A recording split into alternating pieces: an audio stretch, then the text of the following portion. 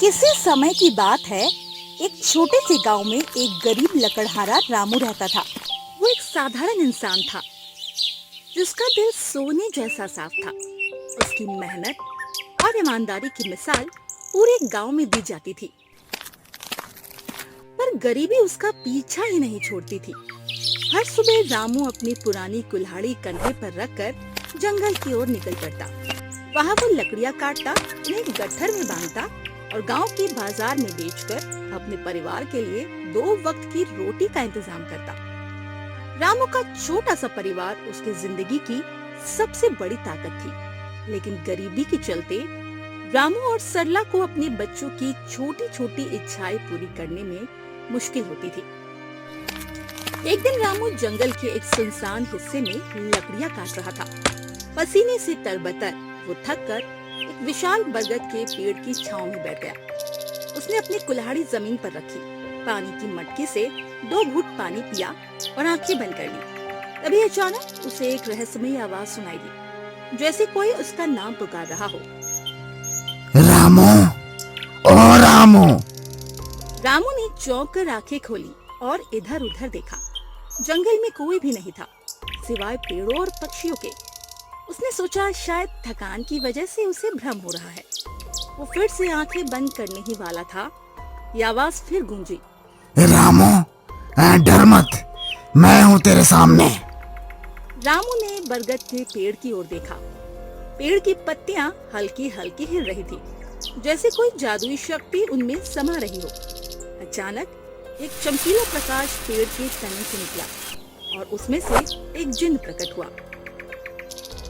वो बहुत ही डरावना था। रामू डर के मारे पीछे हट गया। उसका दिल जोर जोर से धड़क रहा था। कौन है आप और मेरा नाम आपको कैसे पता? मैं इस जंगल का जिन्न हूँ।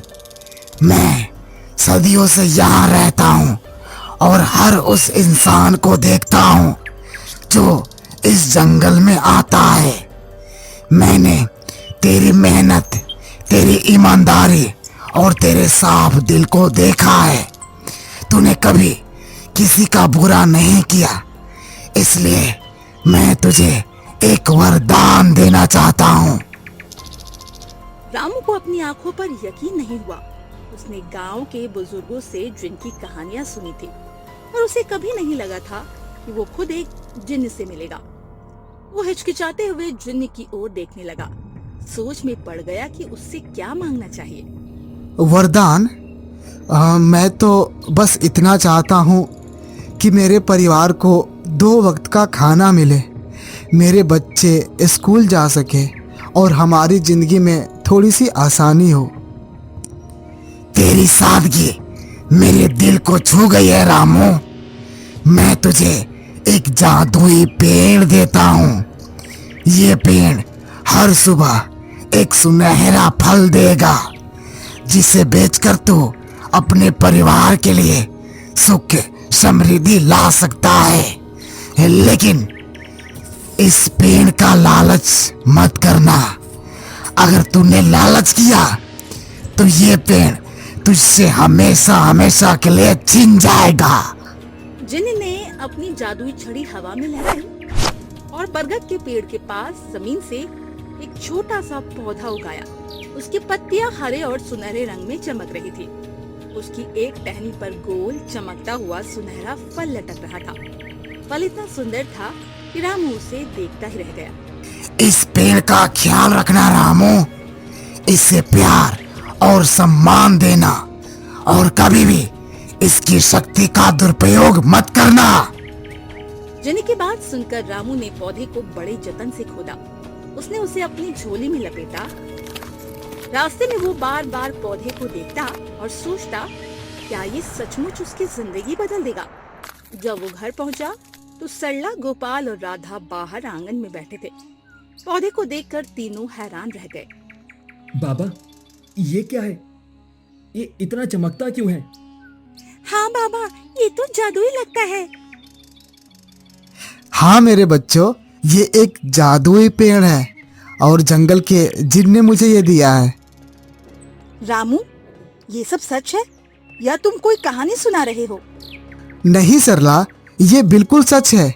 जिन ने कहा है कि ये पेड़ हर सुबह एक सुनहरा फल देगा जिसे हम बेचकर अपनी जिंदगी बेहतर बना सकते हैं। सरला को पहले यकीन नहीं हुआ, लेकिन रामू की आंखों में सच्चाई देखकर उसने बात मान ली। उस रात रामू और सरला ने मिलकर पौधे को अपने आंगन में रोपा। गोपाल और राधा उत्साह से पानी लाए और पौधे को सींचा। पूरी रात रामू को नींद नहीं आई। वो बार बार सोचता, क्या सुबह सचमुच पेड़ पर सुनहरा फल होगा? रामू और उसका परिवार पेड़ के पास इकट्ठा हो गया और वहाँ था एक चमकता हुआ सुनहरा फल जो पेड़ की टहनी पर लटक रहा था। बाबा, ये तो सचमुच जादुई है, कितना सुंदर है। मैं इसे बाजार में बेचना चाहता हूँ, लोग इसे देखकर हैरान हो जाएंगे। रामू ने फल को बड़े प्यार से तोड़ा और उसे एक साफ कपड़े में लपेटकर बाजार ले गया। गांव के सबसे बड़े व्यापारी सेठ बलराम ने फल को देखते ही उसे खरीद लिया। उसने रामू को इतने पैसे दिए कि रामू की आंखें खुली की खुली रह गई। उसने अनाज, कपड़े और गोपाल व राधा के लिए किताबें और खिलौने खरीदे। घर लौटकर जब उसने सरला को सारी बात बताई तो वो खुशी से रो पड़ी। रामू, ये दिन हमने कभी सपने में देखा नहीं था। अब हमारे बच्चे पढ़ लिख कर कुछ बन सकेंगे। हाँ सरला, लेकिन हमें जीन की बात याद रखनी है। हमें कोई लालच नहीं करना है। दिन बीतते गए और हर सुबह पेड़ एक सुनहरा फल देता। रामू का परिवार अब खुशहाल था। गोपाल और राधा स्कूल जाने लगे। उनके घर में अब खाने पीने की कोई कमी नहीं थी। लेकिन जैसे जैसे समय बीता, रामू के मन में एक नई सोच जागने लगी। एक रात जब वो आंगन में पेड़ के पास बैठा था, उसने सोचा, अगर ये पेड़ एक दिन में एक फल देता है तो क्या होगा अगर मैं इसे और फल देने के लिए कहूँ? अगर मैं और फल बेचूं तो हम और अमीर हो सकते हैं। ये ख्याल उसके मन में बार बार आने लगा। उसने ये बात सरला से साझा की। सरला, अगर हम इस पेड़ से और फल ले सके तो हमारा जीवन और बेहतर हो सकता है। हम गांव में एक बड़ा घर बना सकते हैं, बच्चे को बड़े बड़े स्कूलों में भेज सकते हैं। रामू, तुमने कहा था कि जिन ने हमें चेतावनी दी है कि लालच मत करना। हमें जो मिल रहा है वो बहुत है। अगर हमने ज्यादा मांगा ना तो शायद ये पेड़ हमसे छिन जाए। तुम ठीक कहती हो सरला, लेकिन एक बार कोशिश करने में क्या हर्ज है?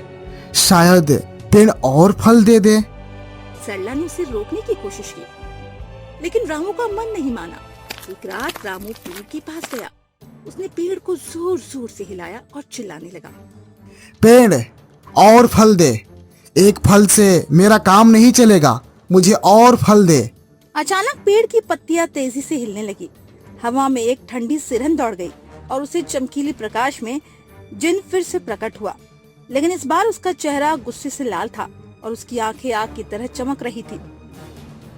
रामू, मैंने तुझे चेतावनी दी थी कि लालच मत करना। तूने मेरी बात नहीं मानी। क्या तुझे जो मिला वो कम था? जिन, मुझे माफ कर दो। मैंने गलती की है। मेरा मन लालच में बह गया। प्लीज मुझे एक और मौका दे दो। तेरी सजा ये है कि अब ये पेड़ हर तीसरे दिन फल देगा। अगर तूने फिर से लालच किया तो ये पेड़ हमेशा हमेशा के लिए गायब हो जाएगा। जिन गायब हो गया। रामू उदास और पछतावे से भरा घर लौटा। उसने सरला को सारी बात बताई। सरला, मैंने बहुत बड़ी गलती कर दी। जिन ने पेड़ की शक्ति कम कर दी।